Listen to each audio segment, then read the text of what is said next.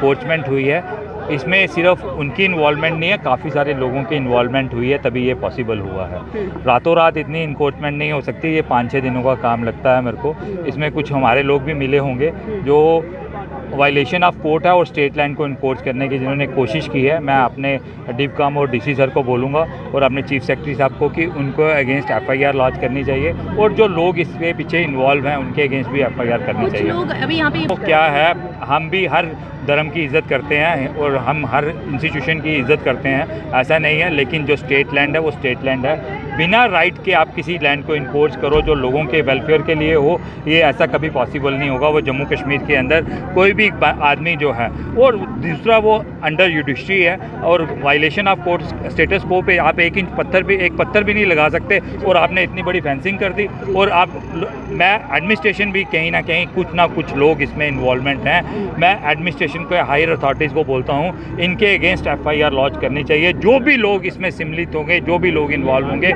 लेकिन सुबह जैसे ही मैंने मॉर्निंग डीसी साहब को फ़ोन किया 9 बजे, उन्होंने इमीडिएट एक्शन लिया और वो एक्शन उन्होंने जेडीए वालों को भी बोला, जेडीए के तहसीलदार भी, जेडीए के ऑफिसर्स भी, हमारे रेवेन्यू डिपार्टमेंट के ऑफिसर्स भी यहाँ पे हैं मौके पे। हम पब्लिक, ये जो इन्क्रोचमेंट है वो पब्लिक नहीं उठा रही, वो एडमिनिस्ट्रेशन हटा रही है। अगर उनके पास कुछ पेपर्स होते, कुछ उनके पास लीगल अथॉरिटीज़ होती, राइट्स होते, तो एडमिनिस्ट्रेशन को दिखा सकते थे। एडमिनिस्ट्रेशन अननेसेसरली किसी के कहने पे जो है, पहले भी लैंड अलॉट हुई है 283 कैनाल्स, उसको भी कैंसिल कर दिया हुआ है, उसका भी अभी तक केस तो चल रहा है, उसका भी स्टेटस को है। ये तो आपने थोड़े दिन पहले अभी यात्रा कवर की, आप सभी लोग, सभी जो चैनल्स वाले हैं, यहाँ पे लंगर लगे हुए थे। आज ऐसा क्या हो गया कि इनको लैंड भी अलॉटमेंट भी होगी?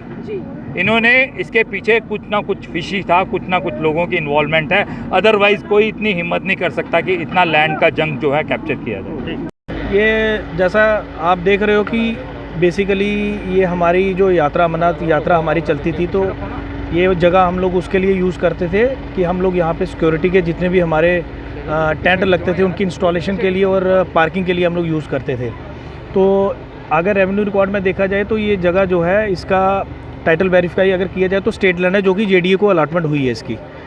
तो हमें ये कंप्लेन आई थी कि कुछ बंदे इस पे प्लांटेशन कर रहे हैं और प्लांटेशन की आड़ में वहाँ पे इंक्रोचमेंट कर रहे हैं।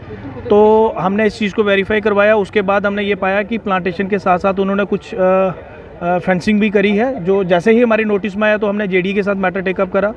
जेडीए के साथ मैटर टेकअप करने के बाद हम लोगों ने खुद यहाँ मौके पे, जो यहाँ पे हमारे पुलिस इंचार्ज थे, उनको मौके पे लिया। तो आज हमने जितनी भी इंक्रोचमेंट थी, इलीगल इंक्रोचमेंट थी, उसको हमने हटाया है, तो वापस से रिट्रीव करा है उसको। तो कुछ डॉक्यूमेंट वगैरह भी दिखाए नहीं, डॉक्यूमेंट वो मैटर जो है वो सब जुडिस है कोर्ट में जो इनका जेडीए का और बापू आसाराम का जो मैटर था, उसके ऊपर कोर्ट ने स्टेटस को दिया था। तो स्टेटस को का मतलब ये है कि जैसा है वैसा ही कोर्ट ने बोला, उसकी आज की डेट में उसकी किसी भी तरह की कोई भी इंटरफेरेंस वहाँ पे अलो नहीं की जाएगी। तो आपने खुद देखा होगा कि अगर स्टेटस को है तो उसकी वायलेशन की है। तो मैं ये बता दूँ, एनक्रोचमेंट हटाने के साथ साथ इनके ऊपर जिन्होंने वायलेशन करी है उनके ऊपर एक्शन लिया जाएगा। और ये जेडीए के डायरेक्टर साहब यहाँ खुद आए थे, मौके पे मौजूद थे, उन्होंने बोला कि जो भी लीगल एक्शन होगा वो उनके अगेंस्ट लिया जाएगा, एनक्रोचर्स के अगेंस्ट।